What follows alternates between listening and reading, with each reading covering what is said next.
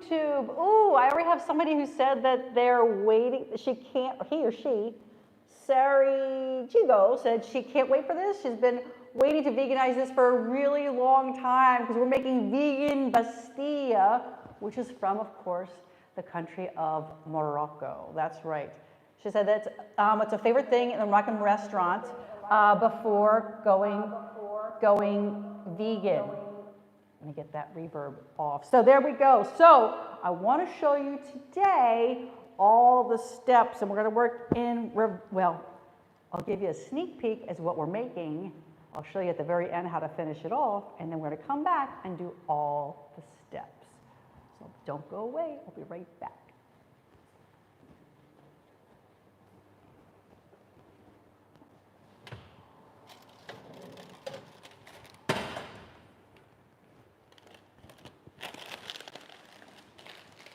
This is our vegan Bastilla, which is with chicken. Now, this is a typical Moroccan dish. It is very popular throughout all of Morocco. This is a completed one. I'm going to show you at the very end how to finish it off with a couple of secret toppings, which are, believe it or not, because this is a sweet and savory fusion dish. But the origin of this dish is actually quite unique. And because Morocco, of course, if you look at a map, go to Google Maps or pull out an old atlas, Morocco is in the very northwest of Africa. So yes, this is an African dish. However, it's believed to have its roots in Moorish as well as Andalusian culture, which is actually north from Africa, actually into the Iberian or the Spanish Peninsula. So actually in Arabic, this would be called Bastilla, but we actually say Bastilla because we have that Spanish influence again. So it's they're actually, believe it or not, in Morocco, there are a ton of people who actually speak Spanish because it really is right there on the Iberian Peninsula where Spain is, and then Morocco. So it is believed in the 10th century that the Arab people were actually driven away out of Andalucia, again that's southern Spain, and down into northern Africa. So along with them, they took their heritage and their favorite food. And so while now we're making this as a vegan chicken, it actually originally was often, believe it or not, made with pigeon. That's right, pigeon meat. So I'm going to show you today how to make vegan chicken. Maybe you can be creative and try to make vegan pigeon one day, but we're going to make vegan chicken. So the typical dish was actually made with, again, chicken or pigeon, and then lots of onions. Let's see, I do hope to hear the stories from the recipes, yes. Oh, you like to hear the stories. Oh, good, I'm glad. Yeah, so that's a little bit of the backstory, the behind the scenes. And so now, this is a dish that is not, it's not too difficult. I know we said it's easy, it's not difficult, but it has a lot of steps. I'm going to walk you through it. It's not hard, but you do need to pay attention to detail, and this has been made for years gone by as a dish that is for lavish parties and get-togethers, families, friends, and big occasions because it is a little bit labor intensive. But hopefully you're going to see now, I'm just going to chunk it down, and it's not too bad as long as you do your preparation. In my current level 1 class, I know somebody just did a shepherd's pie and she had never made it. She said, oh my gosh, this is something that now I realize if you do your prep, it makes it a lot easier. So I'm going to show you how to do that now. So let's see, I'm going to start you, and we're going to be making our seitan first, our chicken. So now I'm going to bring you down here, and I will show you that we're going to be starting with vital wheat gluten. Now, if you want to come and learn how to make seitan from wheat flour, come to our vegan level 1 cuisine class. We'll be happy to show you how to do that. But here I'm going to be doing a quick down and dirty version, much easier, quicker, so you can do it this way. So this vital wheat gluten you do have to source. It is a little bit more difficult to find, but if you do have it, it makes this recipe extremely easy. Now to this I'm going to be adding, you can either add some veggie bouillon, or you can add chicken seasoning, chicken spices. We also teach how to make this chicken seasoning or spices in our level 1 course. So I have this, these are just dry spices that are typically paired with chicken. So think of things like salt and pepper, of course, a little bit of nutritional yeast. There's some sage in there and parsley, so giving it a little bit of a unique greenish color. So I'm just gonna mix all of this together. And then now what you want to do, so I put the chicken seasoning in there, but if you don't have that, you could, like you said, you can use these bouillon cubes. But the most important thing is you want to make sure your bouillon cubes have been hydrated or all liquefied. You don't want to have them be chunky, okay? This is actually a low salt version, so bear in mind different bouillon cubes are going to have different levels of salt, so you always want to test for your salt. And now I'm just going to be adding some plain old water, and all we're going to try to do is bring this together and to make a wet dough. Let's see. I see, I got a thumbs up from Maria. Thank you very much. Thank you, Marie. So now you just want to mix this all up, and you want to make sure that you get all of this dry vital wheat gluten. You want to get that all wet. Now, one of the most important steps in this recipe, I'm actually going to be telling you right now, we're not going to do it on camera, but it's actually talking about being patient. It's called waiting at least 20 minutes. And that's going to create a fantastic texture. Off camera, Chef Jessica and I were talking about the importance of following some of the steps in our recipes, and some students think that they're a little bit not needed, but they really are. And so in this case, I want to show you, because of all the gluten, we want the gluten to relax. If you don't let this gluten relax, it's actually going to make your chicken a little bit tough. And we don't want that. It's going to be really dense and really tough and even a little bit rubbery. So we don't want that. So this is the perfect texture that you want. It almost looks like a brain, right? So now, once again, you need to just wait 20 minutes. But I'm not going to force you. I don't have 20 minutes worth of stories and stuff to talk about now.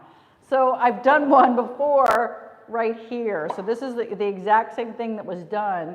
And I don't know if you can see, like, this is actually now, look at this texture. It's actually much smoother, softer, more supple, and much easier to work with. So it relaxes and just creates a much better texture. Please don't skip that step. Now, I let mine rest more than 20 minutes, but it was just a minimum of 20 minutes. So don't worry. Don't think you have to set an egg timer for 20 minutes and that's it. Now here, in this dish, typically it was made with parsley, but I do have a combination, half parsley and half cilantro. Now I know some folks around the world hate cilantro, which is fine. If you hate cilantro, don't fret, you can use all parsley. But I really find that the cilantro, or coriander, a lot of people call it, really provides a tremendous unique flavor profile. It has a lot of more brightness. It's just so fantastic. So if you like it, please use it. In fact, I tend to lean, to be honest with you, total overshare here. I tend on using, the recipe calls for half-half. I always end up using a teeny bit more cilantro. Now, here I have some minced garlic. In the recipe, it calls for 4 cloves. Now, look, certain cloves are bigger, certain are smaller. Don't worry about it, but I have them in here, and I do like a lot of garlic because we're trying to infuse this flavor into our chicken. So I just mix those together. And then now we're going to do a little bit of, this is like home ec, or like some cracks. So now all I'm going to do is, I leave this hole up here. For those of you who know how to braid, I'm just going to be leaving the one end hole here, and then I'm going to be creating 3 different bits here. I'm curious to see what Chef Jess says about this. This is a little bit different than her twisting texture, her twisting technique. And now all I'm going to do is start putting literally all of these herbs in here. And I want to get all the garlic and my herb blend. And now I'm going to twist, so I have 3 different lovely green legs, if you will. So I'm just going to be twisting this to create texture. So the whole point of this is to create texture. Texture, and then the herbs and the garlic are to infuse flavor. And all of this is creating, once again, chicken. Now, if you wanted, this Bastilla, believe it or not, the classic is with chicken, but you can, so they have taken this and they've made it with veggies. They do even make fish Bastilla. It's become very popular with other proteins, and even, just, like I mentioned, just with veggies. But we're doing the classic here today with all chicken. So once I have all 3 of my strands twisted and spun around, and just to make it a little easier for me, I'm actually going to create now truly like a braid. So I'm just going to plait. Some people call it a braid, some people call it a plait. And I'm just going to twist this to make it. I know if you want to actually, you can come to our level 1 course and we'll teach you how to make this, the seitan, in many different ways. Also, this reminds me, I know Jessica used to do some pretzels with her braiding. In our cheese course, we teach you how to make bagels. So we do interfuse some different techniques, baking, pastry, all types of different things. Ooh, my hands are a little dirty. Let me grab my paper towels here. All right. So now we have our raw seitan, and now in terms of really adding a lot of flavor into this, what I'm going to be doing is heating up a fry pan, and here I want to make sure we're going to be broiling this, or like pan frying this on both sides to create, to be searing, to create some browning, like the Maillard reaction it's called, and we want to sear this on both sides. So you want to heat, now I have a nonstick pan here, you don't have to use that, so you can, turn it over here. So I personally like, this is actually a little bit of a deeper pan because later on we're actually going to be adding some more liquid and some more herbs. So if you look at the recipe, later on we're going to be adding more cilantro, more parsley, some raw onions, and then in here is some, some powdered ginger. Now, optionally in this recipe is some saffron. I know it's very difficult to source. It also can be very expensive, so I'm not going to use it today. But if you'd like to really amp up the color and make it a little bit more yellow, but from, believe it or not, from all the herbs and seasonings and from the chicken seasoning, I'm happy with the color that I get. But if you want to get a more reddish color, feel free to add a little bit of saffron, just a couple of threads, to your recipe. So over here, I have my oil heated up. Let's see. Ah, Yasmin says good morning. Good morning, Yasmin. How are you? So I'm just going to pop my seitan in here, and you can look. You can absolutely don't get rid of all these herbs. I'm going to keep these because we're going to be dumping these in after.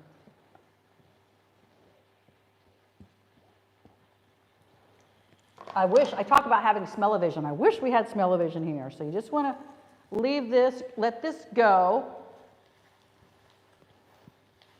And I'm going to, in the meantime, I'm going to continue on and show you what this is going to turn into. Because, yes, believe it or not, I have one done ahead of time. So I'm going to cook this.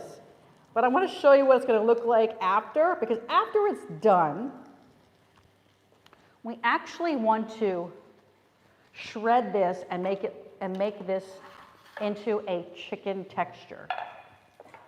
So I'm going to continue cooking this, and I will continue doing that. But I want to show you, in the interest of time, I'm going to talk to you a little bit about, and this is actually this is the finished product of what this is going to be. So look at that gorgeous brown color. I have actually, here are my onions and all of my fresh herbs.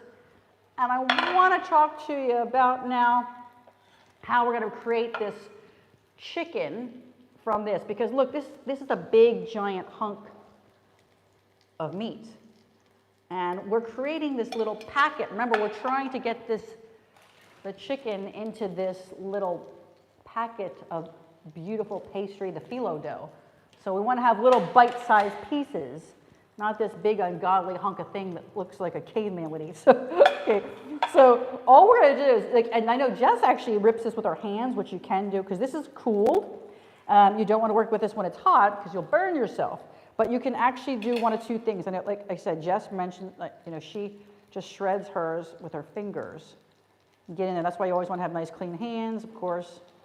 Not have anything under your fingernails, so you can use your fingers, or to create more of the muscle fibrous looking texture, you can also create this with the tines or the prickly parts of a fork. Now let me show you how we're getting here. Yeah, I'm almost ready to turn this over. So I'm just going to keep going here and shred all of this. because this is going into the center. So remember I talked to you about, this is a really, I think, a unique blend, because we talk about what things are on trend. And one of the things that's really popular now in the wake of COVID, when people can't travel, one of the things that's so popular is that people can't travel physically, but they can travel, in their body. They can't go very far. But we can travel through food, through eating things that are from foreign lands. But I know it's a little bit scary to try things that are so newfangled, so new and crazy. So we talk about eating things that are more like what you know. Let me flip this while I'm gabbering away here. Wow, look at that gorgeous color. See how we're getting that browning on there? Fantastic. That's just what I want. Okay, so, but one of the things on trend is to eat foods that are a combination of sweet plus savory. So, sweet in this, we're going to be putting a little bit of sugar and a little bit of cinnamon here in our chicken. Look, we already have things that are savory. We have the garlic and the onions and the cilantro and the coriander and the parsley. But then into this chicken, we're going to be adding just a little bit of sugar, not a lot, and then just a little bit of cinnamon, and it's really going to make this pop. It's so subtle, look, it's not, don't think that this is something crazy, like, it's not a chicken milkshake, don't worry about that, this is not a dessert. This is a savory dish with hints of sweet, okay? So I don't want you to think it's half-half. This is absolutely a savory dish. It just has some hints of sweet. Think of some other dishes. I'm curious, is anybody watching, can you think of another dish that is savory, that has some sweetness to it? I'm curious. Can anybody tell me something? I can think of something already. If anybody likes something like, Chinese food, Asian food has duck sauce. A lot of times there's some sweet, like hoisin sauces, satay sauce has like sweet peanut butter in it. So there are lots of times where we add a little bit of sweetness to savory foods to create different flavor profiles. So that's why sometimes we have students that I know that have been in class, they're in the middle of pastry class or baking class, and they're shocked when we add salt to things. They're like, oh, why would I put salt in a pastry? Well, because it's balancing things out. And we don't want to make it salty, but we want a flavor balance. Okay, so now I'm happy with I'm going to come back over here. I want to show you. So once you have the outside of your seitan braid, I have both sides. I'm happy with the browning there. Then all you're going to do is dump in, come back over here and show you here, get really close here. I'm just going to be popping in the same pan, and this is why I like this deeper pan. So I'm going to be putting in here more of the same herbs. So this is more of the cilantro or coriander and my parsley, and then this is a bunch of onion. You can use white or purple onion, and again, this is some this is powdered ginger. You can use fresh ginger, but I have powdered. And then you want to just cover this up. It's about 2 cups of water. It's like 400 to 500 grams or mils. And then you want to just let this cook for about 45 minutes, actually is better. You want to simmer this. You do want to cover this. So you can cover it with anything you like. You do want to make sure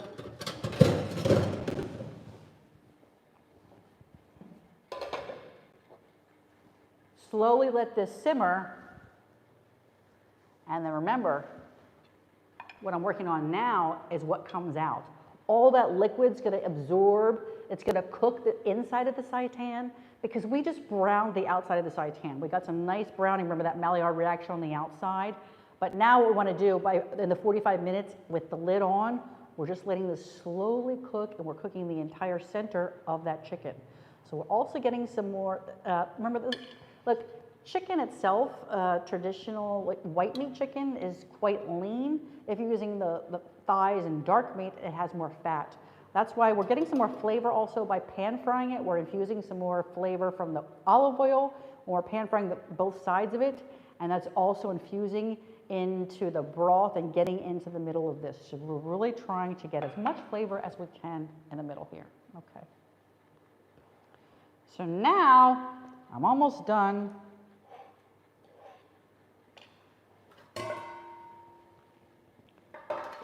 with my shredding of my chicken. And all I'm going to do is when I get this all done, I'm just going to put it here in this bowl because I'm going to be mixing up. Again, this is the center of, or the filling of my Bastilla. Chicken. This is all the savory stuff. I haven't gotten any of the sweet stuff in yet. I promise it's coming. I know I've been talking about it, but like I said, it's very subtle. It's not too much. All right, just a little bit more here. I do want to show you quickly. The reason you don't want to cut this, look, if you start cutting this, this is so firm, and I've done this in the past. Look, you get these cubes, and look how it looks so manufactured. That doesn't look natural, right? So that's why just take a little bit more time, chefs. Go ahead and either use your hands and pull it apart. But it's much better to do that versus cutting it with a knife.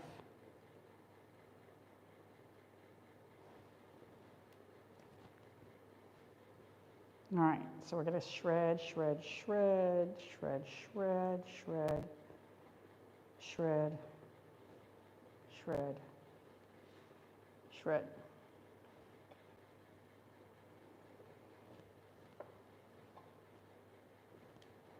Okay.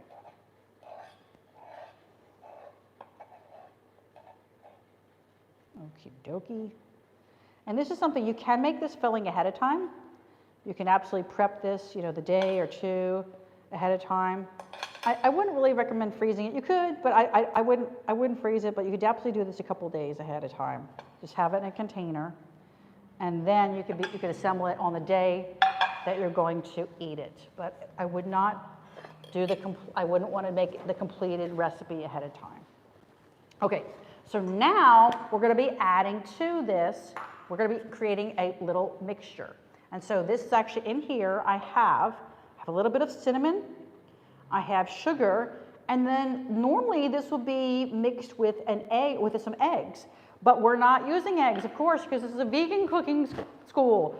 We're doing vegan things. So here we have something called panis egg. And panis egg is what Jessica and Manuel created. This is a functional egg. What does that mean? It's a fancy term. Well, that means that this egg is going to bind. So we're not putting this in really for flavor, but we're creating this something that we want to bind all of this together. And the way that, think about how you've made in the past, maybe, meatballs, when you add a little bit of an egg to it just to bring it all together. So here, I'm just going to be adding this up, mixing this all up. So once again, cinnamon, sugar, and our egg. All right. Now, the only other ingredient I haven't brought in yet is actually one of the classic ones, and this is actually almonds. Now, these are toasted almonds. I don't recommend using raw ones. It just doesn't, they don't have a nice crunch. Now, I did process these pretty well. I want to show you. I did blitz these, and I do these for a couple of reasons. So these, what I like about this is that some of them are bigger chunks, and some of them are finer. So it's almost like a graham cracker. So it's a combination. So you're getting kind of the best of both worlds. You see that? So some are bigger chunks. It's your choice. You can actually hand chop them. It's whatever you like. Think about, like, some people like chunky nut butter, some people like smooth. But this is a little bit of a best of both worlds, so I'm getting a combination. So you're going to be putting all those in here. And if you like, you can leave a couple out for decoration. I do have some. Now I'm personally biased. These, of course, these are toasted, as I mentioned, but these are almonds that are Marcona almonds, and these are the ones from Spain. So these are flatter, wider. These have a higher fat content, and they are a little bit sweeter than California almonds. So these will be more authentic because, of course, we're making a dish that came from Northern Africa, which is right next door to Spain. So, but if you can only get the California almonds, that's fine, don't worry about it. But if you can, try to get these Moroccan almonds. All right, so now I'm just gonna mix up our chicken mixture, make sure that these almonds get all nicely blitzed around. Get all the almonds to cover all of the chicken and the herbs and those onions. And then just scoop in all of your egg mixture. And then we're going to combine that. Now, we're going to be putting this, wrapping this in phyllo dough or phyllo pastry. So I did purchase this. If you're interested, believe it or not, we do have in one of our classes, if you want to come to pastry class, you could learn to make this recipe by hand, make it homemade. Jessica teaches how to make homemade phyllo dough, and she uses it in one of the recipes. So you can do that as well, but don't fret if you don't have the ability to make it at home yet, or it's a little bit too scary for you, don't worry, you don't have to. But I don't have the phyllo dough right here on my bench or my countertop because it's very important to always work with cold dough as well as moist dough. You don't want your dough your pastry dough to dry out, and you also want to work with it chilled. So I'm going to have to go get that out of the fridge, and I'll be right back. I can show you how we're going to assemble these and get these beautiful pastillas in the oven. All right.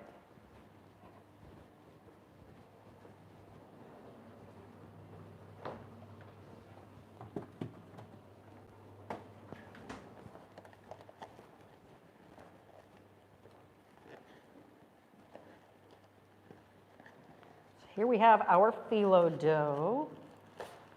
Whee! So when you're working with the dough, like I mentioned, you want to work with it cold, and here they comes rolled up in sheets. Of course, it's very, very, very thin, very fine. Now, we're using two different things to seal our phyllo. First of all, the phyllo becomes golden and crunchy and delicious from, ooh, my butter got a little bit warm, actually. There we go. So this is just melted vegan butter, vegan margarine. You just want to make sure that's nice and liquidy, wet. So this is going to create our golden brown color on the outside. But in addition, we also are using some of that same paniseg that we used in the center. The paniseg over here in the center. I'm using some paniseg mixed with a little bit of water here because this is recreating, think of this as like edible glue. I know that sounds funky, but we have a little bit of the paniseg in the water because that's going to create a seal on our sheets of phyllo. And so the butter typically it can create a seal, but it's really more for browning and crisping. So we're using a combination of the two things, and I'll show you what I'm talking about here in a second. So I want to just gently pull our dough out. Now this dough is frayed a little bit on the edges, because I did do the other ones, but that's all right. I'm going to show you how we get rid of that. All right. Now, here we go. You just want to gently pull it apart. I'm working with two sheets here. You can start with one, but I find it's a little bit easier to work with two. And so all you want to do, and I think it's easier to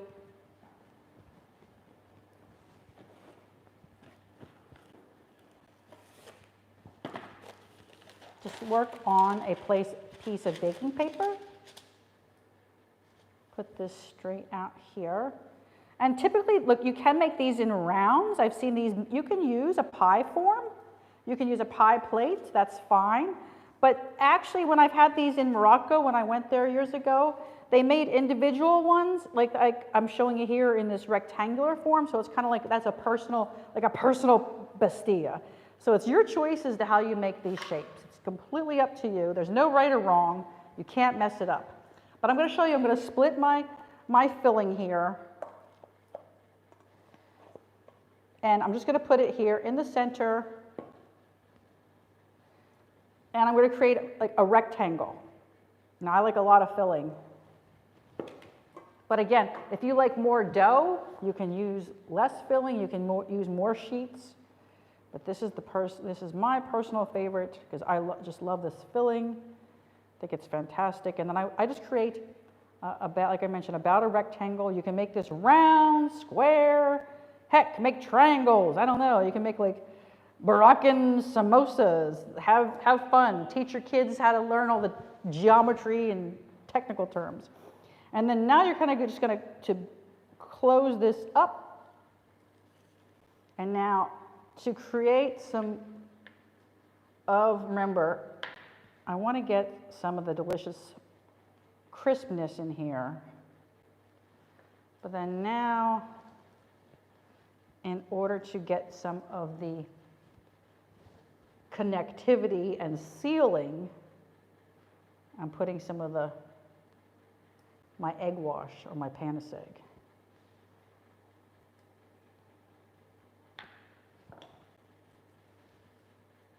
Now, some of this is a little bit, like I mentioned, a little bit jagged, which is fine, but you can just come back and actually, you can cut that. You can actually just, I'm going to use, there we go, get rid of that. Making my little, I'm going to seal this up with my egg. So that's creating my seal on everything. Don't worry if you have a little bit poking through, that's fine. You can actually, if you like, you can actually even, you can do a little patchwork, it's fine. It's your choice. If you like, you can patch it up. Like there I have a little bit poking through, but you don't have to. You can patch that. It's fine. You can use a little bit of your egg and patch it. It's almost like spackle, edible spackle. Yeah. Don't be afraid to have the kids get in there, have them help you. It's just food, it's just cooking, right? Have fun with this. So there you go. Make different shapes, sizes. All right, now at the very end, I do want that golden color, so after I'm done closing it up, then I come back and I cover the whole thing with my butter. Vegan butter, remember? Vegan margarine. And if you do have a fan option, fan bake on your oven, that's great. I recommend that. If you don't, that's fine. But a drier heat is going to be much better for this and help to keep your pastry nice and crisp and dry. And remember, everything on the inside, chefs, everything inside is cooked. We don't have to cook the chicken, it's already cooked. You know, our seitan has already been cooked. The onions in there have been cooked. You don't need to cook sugar and cinnamon. Now, if you like, you can decorate this. I did do a couple. You can put a few little nuts on there to show people what's inside. Then this goes into your oven. So there's the raw version, and we just pop that in the oven. And I just want to show you, if you happen to have one, it's great. When I say have one here at school, we do have a special type of mesh liner here that we use instead of baking paper. And the benefit of this, chefs, is that this has some airflow in it. So it's going to help create a crisper crust all the way through your Bastilla. But if you don't have that, that's fine. No big dealio, as they say. And now I'm going to show you just a couple of different ways to finish this off. So now the two things we're going to use a little bit of powdered sugar. So it's really important that you let these cool down, so a little bit, because otherwise your sugar is going to dissolve all into your pastry. But here, these are nice and warm. Because sometimes people eat these hot. Sometimes they do eat them chilled. So you can eat them either room temperature or hot. It's totally your choice. And here, let's see, we will get a nice little. If you can use I know here we use a nice little. It's almost like a little tea caddy. I know that Jess uses.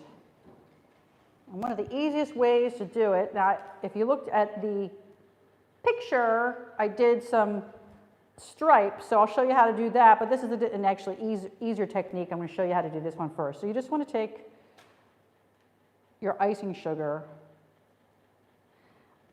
here, and then I'm just going to into a sieve or into and then you just want to gently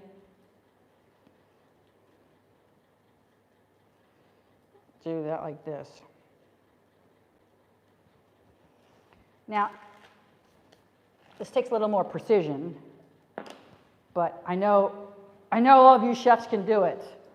Just to add a little bit of intrigue, I'm just going to come back here, and then just to garnish this, I'm just taking here a little bit of the cinnamon, and I'm just going to pop that on to each one to highlight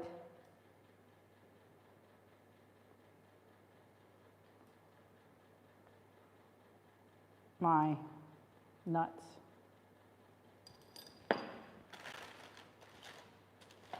So here is the Bastilla. That one got a little bit crazy. Here's the Bastilla. Let me get my fancy plate and we'll show you what it tastes like.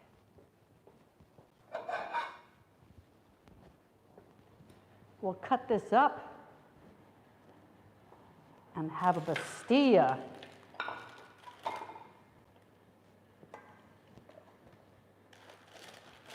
So this will be a nice large, of course, single portion, but you could absolutely have it.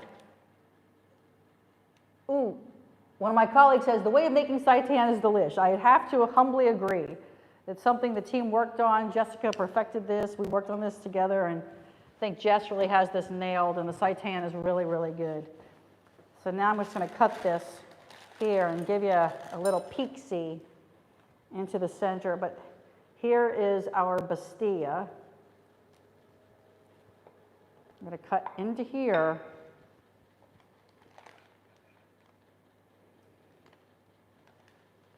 Let you see all of that goodness in there. And now I guess I'm going to get sugar all over my face in front of the camera. Yasmin says it looks delicious. There you go, chefs. All right. Now, it's almost like eating. Well, it's like eating one of those beignets in New Orleans. They are a little messy, but they're delicious.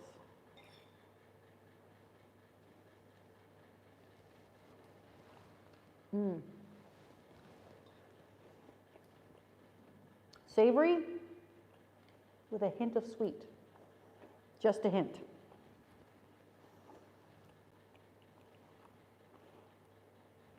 You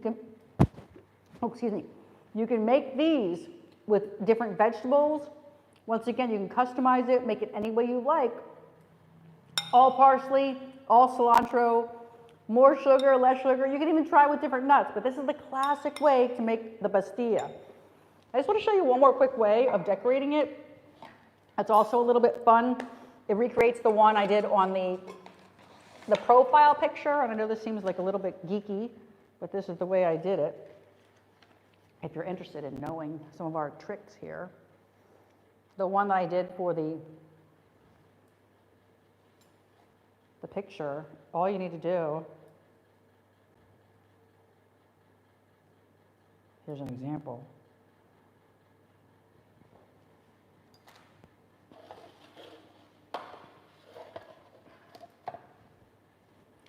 You know, you don't want to put too much. As a child, I love decorating, and I used to like make cinnamon sugar toast all the time, and I used to use so much freaking cinnamon, but then by the time I got to eat it, there was too much cinnamon.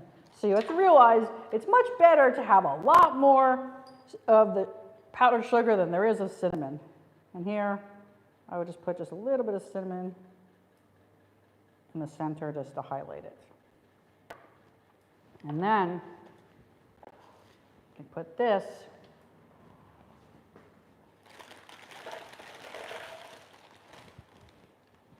on your serving tray. Plate this for your next the next time you're going to have a Moroccan dinner party. There you go. Imagine if you presented everybody with a Bastilla like that. Wouldn't that be impressive?